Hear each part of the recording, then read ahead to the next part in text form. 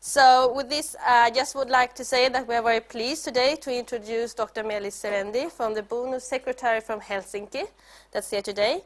Melis has been involved in Bonus since 2003, and he was also contributing to the implementation of Bonus 185.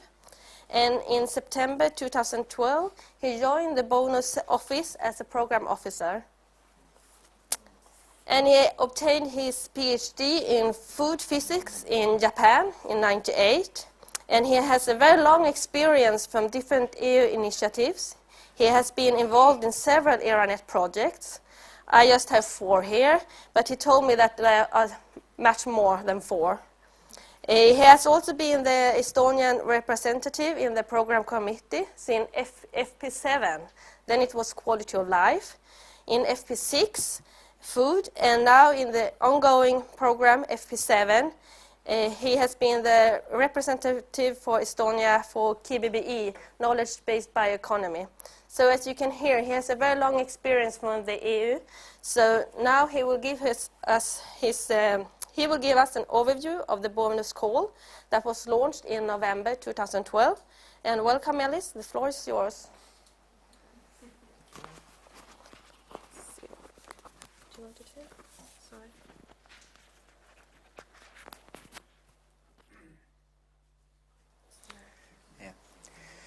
Good afternoon.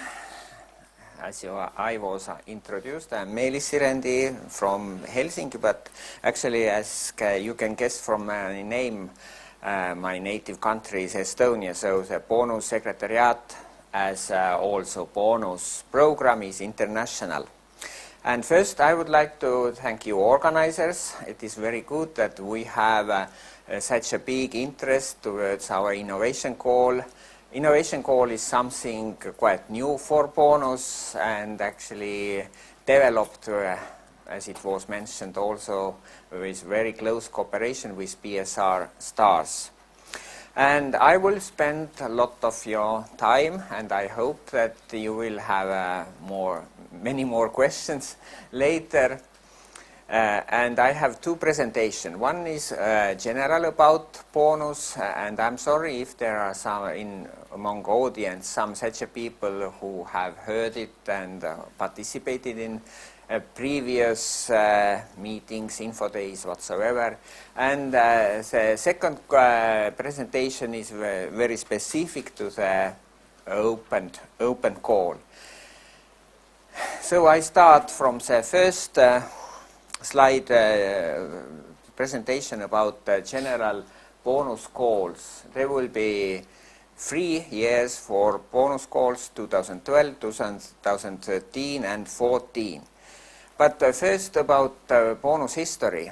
It was mentioned that I'm involved in bonus since 2003, so actually bonus was launched in December, or opening meeting was December 2003, so it is 10th anniversary, so such a teenager very soon. It started first as a bonus ARANET, and then in the beginning of the 7th framework program, bonus as one of the successful ARANETs was identified as a candidate for the this Article 185 program. Maybe I should explain what it means. So this program is basing on the EU funding treaty, where it said that the member states can launch joint research programs, and such programs will be supported by the European Commission then. Until now, there are 5 such working programs. One very old one, this is about clinical trials. And from the 6th framework program started metrology, this Eurostars, maybe you are more familiar with it. Then ambient and assisted living and bonus. And bonus among them is only regional one, where participants are only 8 EU member states.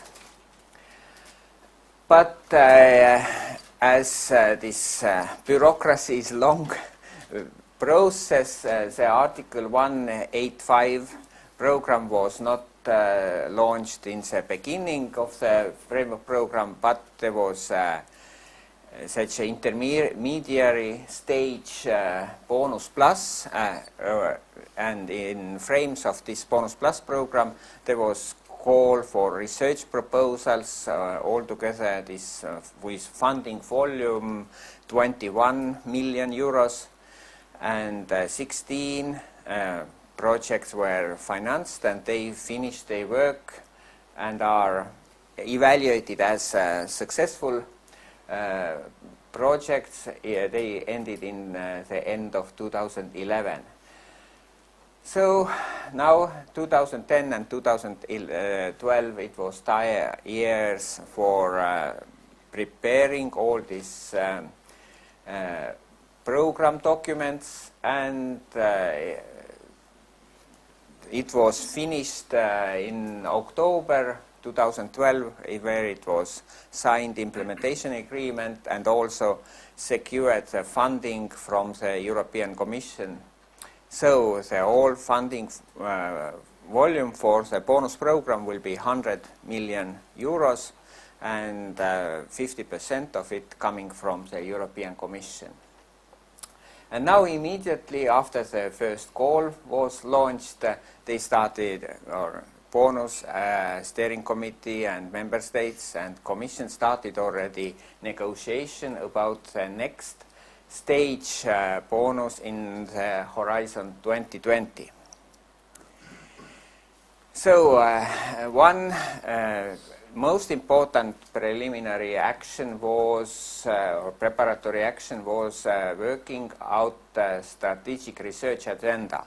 It was quite a heavy process. There were national workshops, general workshop, consultations with external reviewers, with Commission, and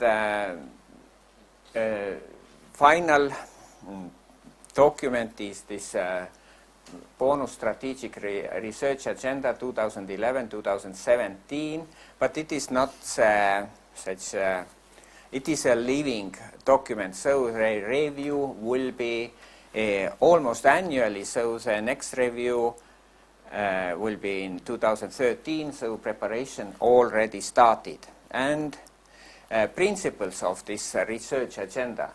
There is first ecosystem approach, so there is no only Baltic Sea research. It includes all this catchment, these coastal areas, social sciences, and the next principle is interdisciplinary, so there is, I mentioned already, social sciences and natural sciences all together have to work. Transnational, of course, it is participating are 8 bonus countries or Baltic Sea countries, but it is not closed to other countries also. So fit for purpose, it is demand for the research in the society or region, and policy drivenness, and a very important principle is stakeholder involvement. So it is useful for every project and in bonus general to listen, to have heard voice of the stakeholders. There are stakeholders forums, they are discussing what their direction and how bonus should be developed.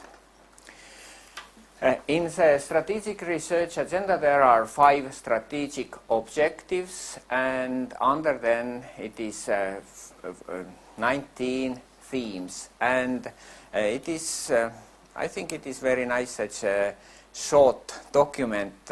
For every theme there is what is background and state of art, and also what is expected outcome. So if you are including some theme in your proposal, you should explain and give how it supports to the outcomes and also to the objectives. there will be 3 calls. First one, 2012. The projects we expect last from end of the 2013 until the 2017. So 4 years projects for the thematic call, innovation shorter. So 2013 will be call, and the last call will be 2014. So in almost every year before every call there is a strategic orientation workshops. So it means it is updating the strategic research agenda. So you can give your input or your what would you like to see in the strategic research agenda in the future. So here are the topics for the first 2 calls. First 2 calls are in 2 parts, so it is thematic call and innovation part of the call. So first call, thematic call, are mainly this ecological approaches, and because of it the call is named viable ecosystem. So there are 10 topics opened. I counted, maybe it was 9. Yeah, and there is this bonus brief, or it is not difficult to say brochure, but introduction to the bonus calls. In innovation call there are 3 topics opened, and also to the call of 2013 there are already predefined calls. However, if there will be this strategic orientation workshop or updating the research agenda, will find something very crucial, it could be changed, but and include maybe the topics already opened in the first call. But right now we have predefined 6 topics for the 2013 call. And 2014 call, it is very open. It depends how are the results for the first calls, and is there any new themes or topics appearing. So, which countries are participating? First, of course, bonus program is supported by the Baltic Sea EU member states. There are 8 member states: Denmark, Estonia, Finland, Germany, Latvia, Lithuania, Poland and Sweden. But since it is a 7th framework program, all non-bonus EU member states and also countries who have associated with framework program, they can participate. It is, and participation is also open to the third countries and international organizations. However, third countries, they have to cover their own costs. They are not getting funding from bonus, and the international organizations as well. So the call is worked out so that the first is a pre-registration for the thematic part of the call. It is very near, already Monday, 14th of January, because research community was quite ready or prepared already for this call. The first warning was in the December 2011, or yes, but bureaucracy was heavier than our intentions. But since innovation is quite new feature for bonus, it was decided to give one more month to the innovation proposals to prepare. So it is 1 month later. So we expect your proposals by the 12th of February. No, pre-registration. Pre-registration, yes. Sorry. I'm much faster in thinking than talking, even if I talk quite quickly. Actually, this pre-registration has quite few data necessary, so it is still most of the proposal development is after the pre-registration. There is necessary the name of the proposal, abstract, key theme, address, and also participants.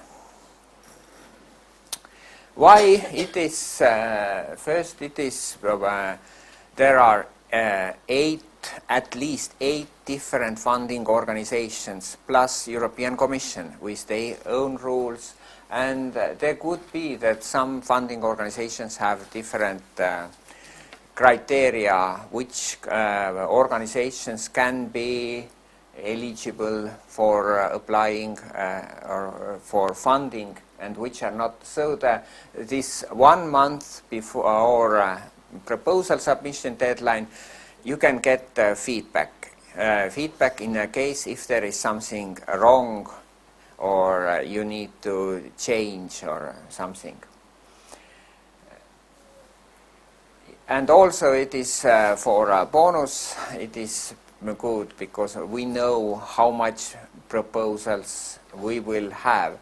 Because now we have only gut feeling in the bonus plus where it was all inclusive but only research. We had 156 proposals. It is quite good, quite big amount. So if we finance later 16, so success rate was 10%. And this year, in this call, the topics are different. Some are out, but there is some very new one. For example, this catchment area topic, and also this innovation is quite new one. And this I talk later.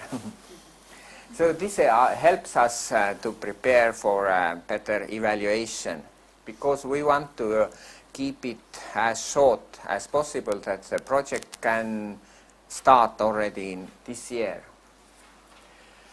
Here is a viable ecosystem call data. The overall budget is 31 million, and there should be one key theme which proposal addresses plus 2 to 4 supplementary themes open for this call. And the projects can start earliest in November 2013. And here are the themes, what are the opened, as you see. First, this understanding the Baltic Sea ecosystem is represented with all these 4 topics. So where there comes a name, viable ecosystem.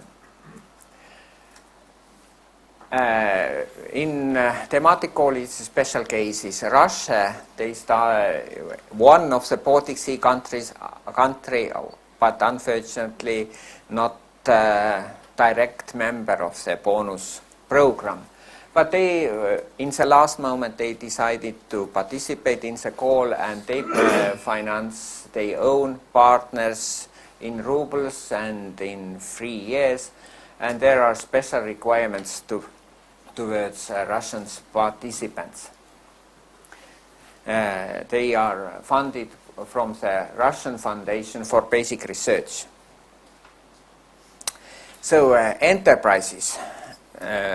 First, of course, in the innovation call, enterprises are very important, but of course they can participate also in viable ecosystem call, and all these requirements what they have in the framework program also are valid here. So EU state aid rules they have to take under consideration.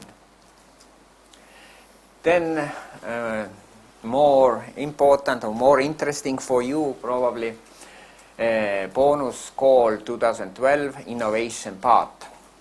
So it is opened already, and pre-registration deadline is 12th of February, and proposal submission deadline 12th of March. Budget is 7 million, overall budget with a flexibility of 10%, and maximum funding per project is 500,000, and maximum duration 3 years. And each proposal must address one key themes opened for this call, and so it means among these 3 top themes, plus 2 to 4 topics from the general list of topics. And we try to be as quick as possible with evaluation and negotiation, with 2-stage negotiation with national funding organizations and projects. So we expect that projects can start in the end of 2013. So themes. So first themes is 2-4 is very broad, so it can include almost anything. So eco-technological approaches to achieve good ecological status in the Baltic Sea. So it can be some measures in forestry, in wastewater treatment, in agriculture. So it is really very broad. So we don't know what to expect and how many we expect. 2 other themes are a little bit more little bit narrower. One is innovative measurement techniques, but it should be also connected with somehow with marine systems. So if you are working out some, I don't know, artificial muscles flexibility measuring system, so it is very hard to describe how it addresses this topic in bonus strategic research agenda. And also this user-driven ICT services, it is a little bit narrower than the first topic. So if you want to validate is your idea, project idea, suitable, please read carefully this strategic research agenda, your topic, and this outcome, what is expected there, and you can find probably the answer. So evaluation, both parts of the call will be evaluated separately, so there will be 2 different ranking lists, and this evaluation criteria is almost same, exactly same what are in the framework program, except thresholds are a little bit different. And we expect to announce call results for viable ecosystem part in the mid-May, and for innovation part mid-June. So here it is timelines. I have talked about already earlier, but it is just a general this overview all in one slide, and innovation deadline. You can wonder why there is such a big time gap between notification, when you get information about results, and the earliest start of the project. It is because bonus somehow is complicated. There are national funding organizations involved, negotiations with them, and also negotiations with consortiums. So it takes time. And where to find information for bonus? There is a website, bonus portal. I hope you are familiar, and there you can find call fact sheet and guides for applicants, guides for evaluators, guides for participants, And also you can ask, find national contact points in your countries. They are also in the website. And if and there is also this help desk. You can send an email, and actually it means that I have to answer, and I find a solution to your problem. And according to the electronic proposal submission system, there is a special help desk. So it is the end of the first presentation. I would like to take questions right now. Maybe I can a little bit.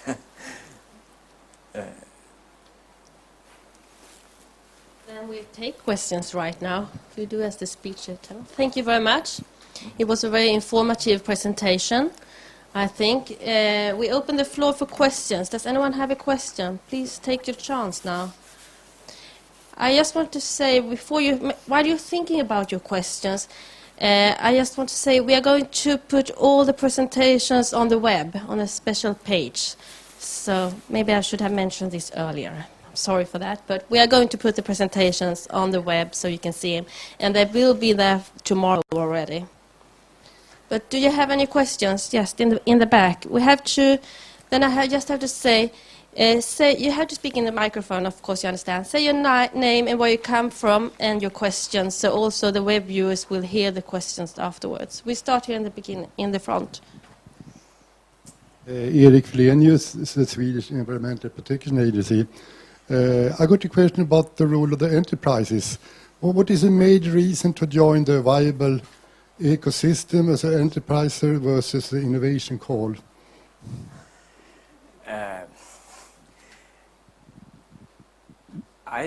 For enterprises, of course, it is interest to get financing, even if it is not 100% financing. Bonus is supporting a little bit less, but if they are working in the same area, why not to participate? And for consortia, I think it is very good to have different participants in the project, and also the stakeholder involvement is very, very important. So it is not research for research, but research for the development and the better environment. Yes, but should they choose viable ecosystem?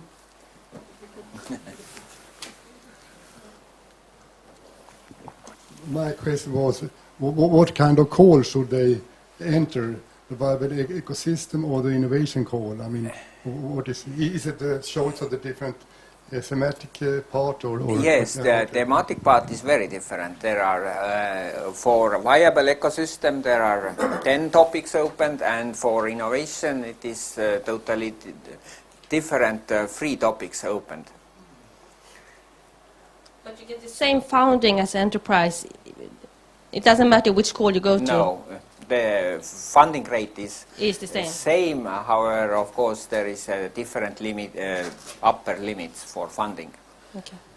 I think we have a question in the back, or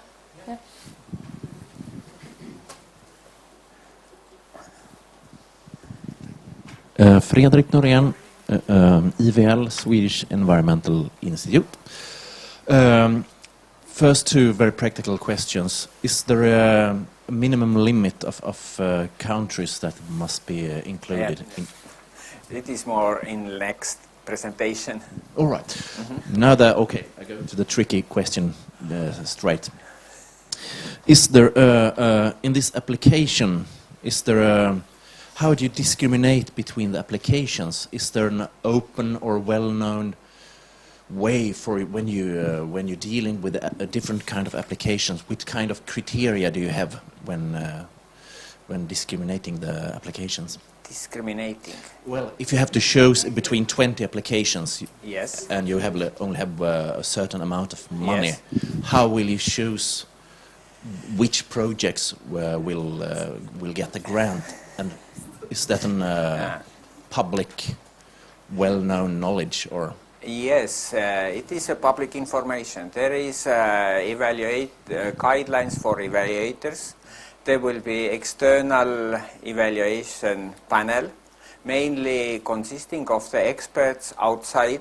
Of course, there are some from the Baltic Sea countries or participating countries, but mainly external experts. And also all the evaluation criteria are public. They are in these guidelines for evaluators. And also if there are some proposals with same score, final score, then there is also guidelines which one is then preferred.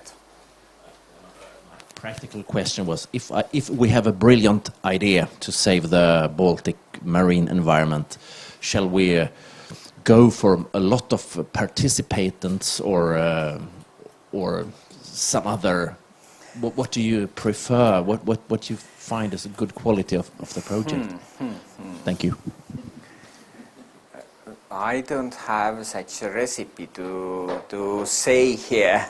It could be small consortia requesting less money that could be excellent, the outcome and results will be excellent as evaluated by experts. There could be such a very big consortia requesting near to the maximum and covering all countries participating. So we don't have such recipes like you should have 5.6 partners per project or something. What is maybe sometimes in the framework program is national contact points are saying that it is minimum is 3 partners, but you should have actually 7 partners.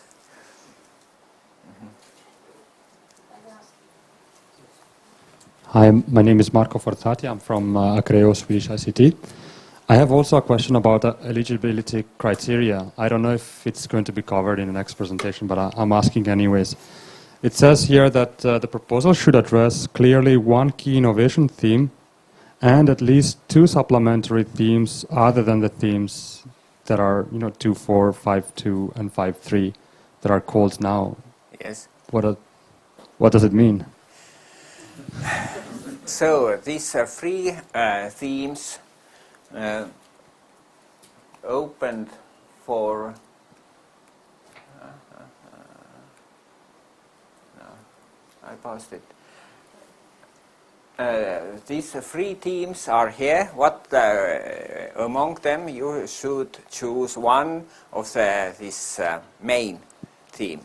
But the supplementary themes have to be among those 16 other themes which are not open for this call, this part of the call.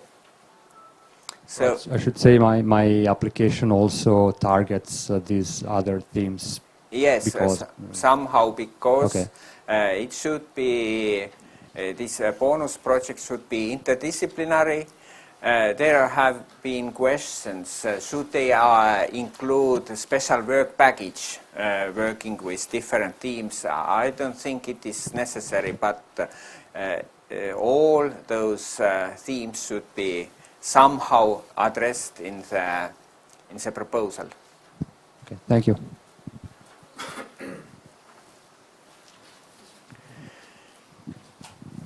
Thank you. Thank you very much. I think can we save our questions after the next presentation? Because I think that presentation a little bit will clarify some of the questions we're actually taking now, if I'm not wrong. Yeah, so I think we go on so to this one, and then we will have time for questions afterwards. Is that okay? So now a little bit closer about to the open call. And first, documents. Actually, these documents are quite heavy ones. First part is call specific. The law for the call is a call fact sheet, and it is also this printed list, this fact sheet you can find. So there are all these eligibility criteria, topics and conditions, what are really the legislation of the call. Next one is a guide for applicants. It is basing on this fact sheet. It is giving you advice what you have to write, how to access proposal submission systems, what are the forms there, how to write. Long part is how to describe your work plan and what parts should be there. Then it is guide for evaluators. I think it is also useful for applicants already, because you know exactly what the evaluator starts to evaluate. And also guide for participants. It is if your project will be selected, then you know how heavy is this reporting load later, what can you do later, and what are the rules, especially financial rules. Then the second part of documents are the bonus documents, not call specific, but bonus is able to change them. There is a guide for reporting in-kind infrastructure. Then bonus strategic research agenda, what will be updated soon or in 2013, and model grant agreement. It is reflecting very much what is in the guide for participants, and actually giving very solid guidelines, not guidelines, but requirements.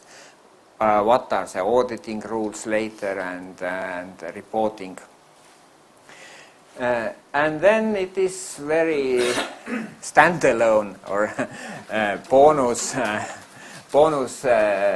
can't change them anymore. First it is bonus law, it is decision of the European Parliament and the Euro Council launching a bonus program. Then bonus implementation agreement with the Commission, and also valid are also all 7th framework program rules, especially financial rules and participation rules. And for enterprises, these state aid rules apply. Minimum consortium could be characterized with 3 numbers, 3 to 1. So there should be at least 3 independent organizations, each established in different EU or associated country. 2 of those organizations have to be in different bonus participating country, and coordinator should be from the bonus participating country. So all these projects will be later funded from 2 sources, from national funding and from EU funding, which comes via the bonus secretariat. And because some national funding organizations have different rules and special requirements, then it is advisable to contact these national contact persons before, or applicants will be then contacted later if there are some special rules. It concerns this, for example, inserting data to the national databases and maybe national financial reporting rules are applicable here, and so on. Maximum funding rates are for the bonus research organizations in the bonus countries. It is 100%, and for enterprises it is lower from the 70%, and minimum is 25%. So it depends how big the enterprise is and what kind of research and development activities are you making in the project. And participants from the Other EU member states and associated states, they maximum funding rate is much lower and they have to commit their own funding. So if the organization is not listed in this funding rates table, it means that those organizations are not eligible for funding. It means governmental organizations are not, they can participate but with their own funding, and also non-profit organizations can participate but with their own funding. So here are the research and development categories. So the first, fundamental research and industrial research, it could be discussed forever, where is the difference, but in our case there is no difference, the funding rate is same. But experimental development is a little bit lower rate, so it is when you are using or not creating new knowledge during the project, but using already existing knowledge in your project, then your work or activity is qualified as experimental development. Innovation topics, once again here.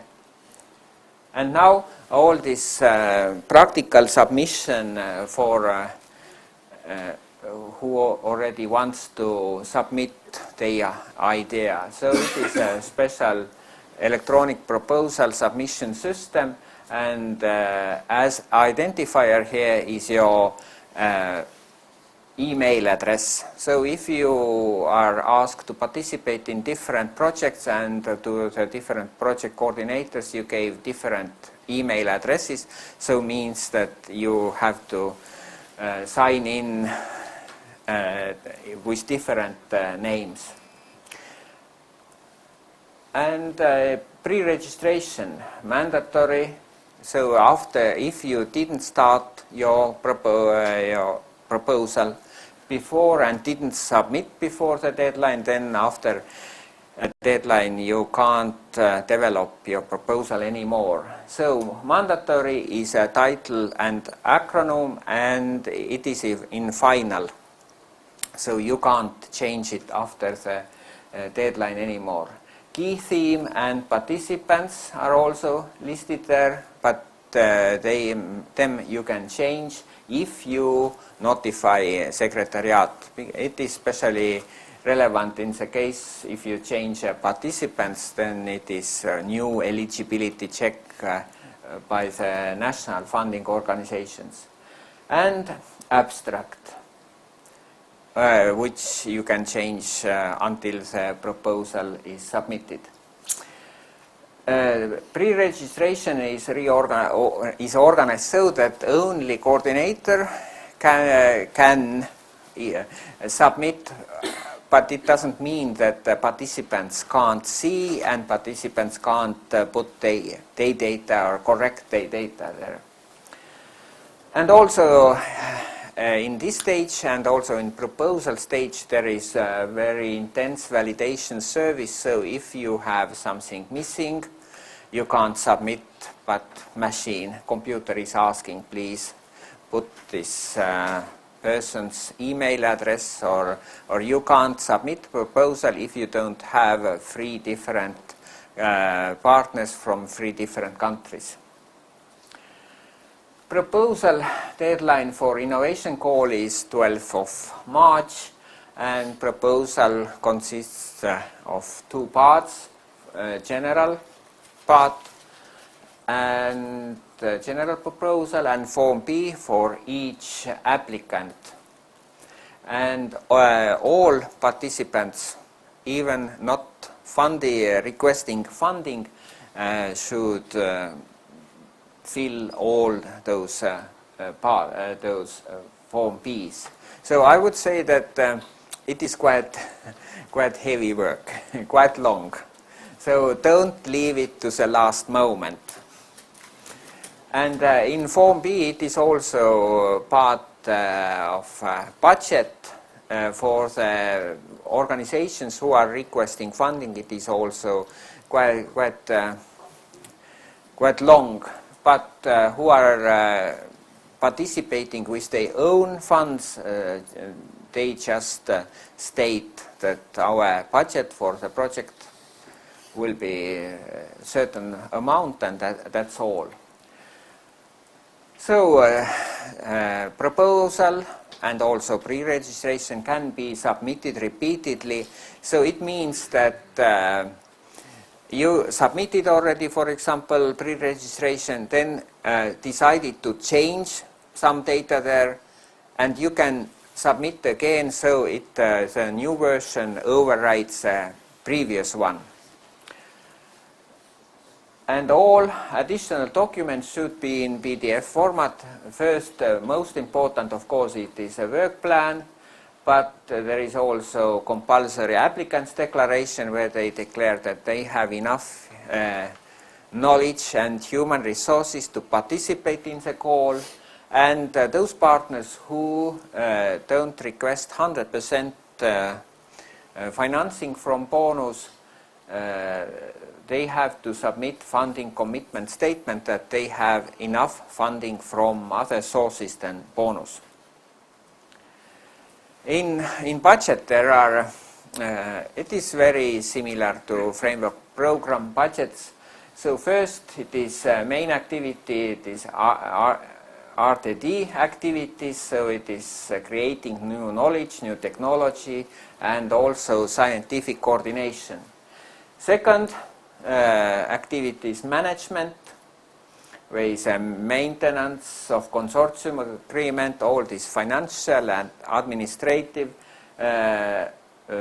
reporting, and other activities which are not qualified as scientific coordination. So if you have, for example, a consortium meeting, then it is under this R&D activity, not management of the consortium.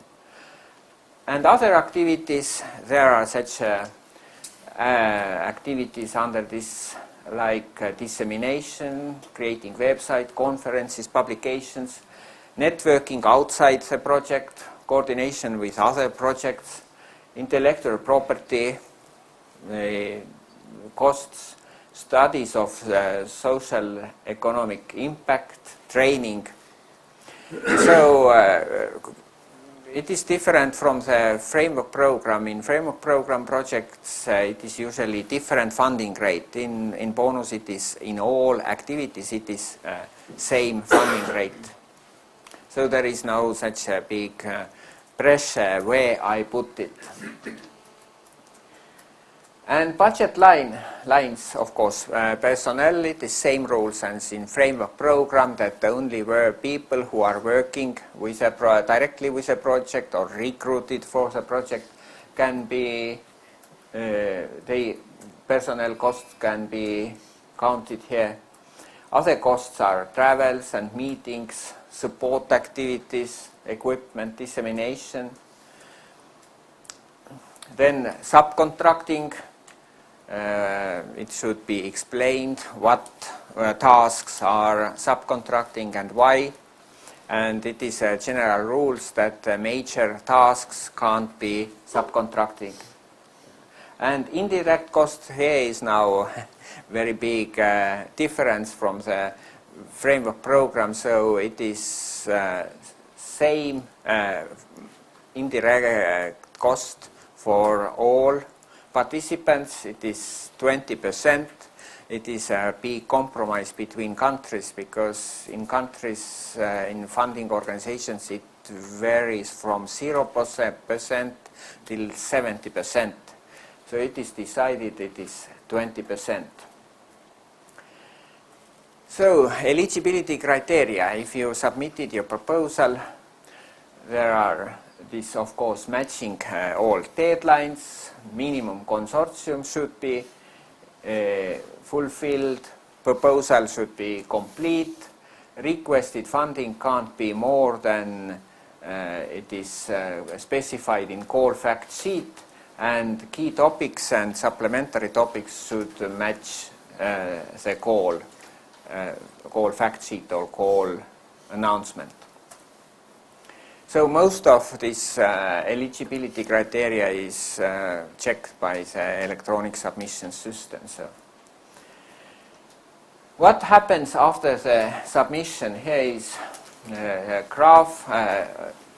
I talked about it already during the previous presentation, that first it will be eligibility check, then proposals will be evaluated by external evaluators, and bonus steering committee will make decisions which one in the, of course, depends also the budget restrictions, how many projects, or where is a lower limit to the financing. And then applicants will be notified, maybe good letter, maybe bad letter, and then starts project negotiations with bonus secretariat, and at the same time with national funding organizations, and also the projects have to conclude the consortium agreement before signing a contract.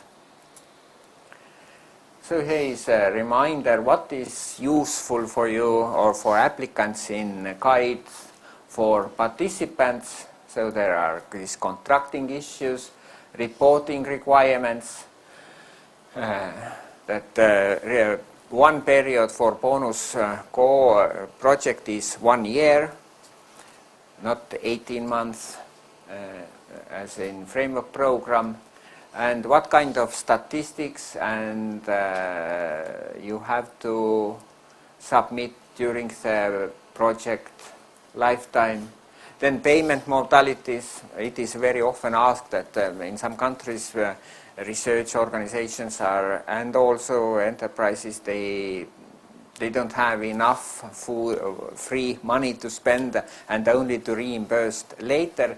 So there is this prepayment, 160% from the first period costs. Also auditing requirements, it is same as in framework program, that it is if your funding from bonus EIG will be more than 375,000 euros, then this audit certificate is compulsory. And also coordinators' tasks are listed as it is in model grant agreement. So, thank you.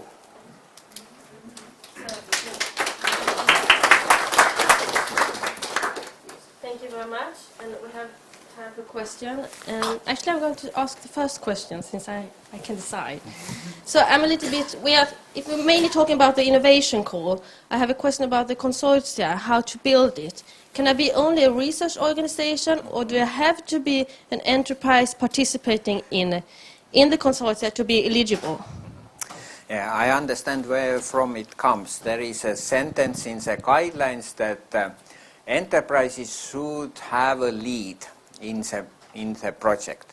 But how is this lead interpreted? It could be different. So it is not in eligibility criteria that enterprises should participate and should take coordinator's role.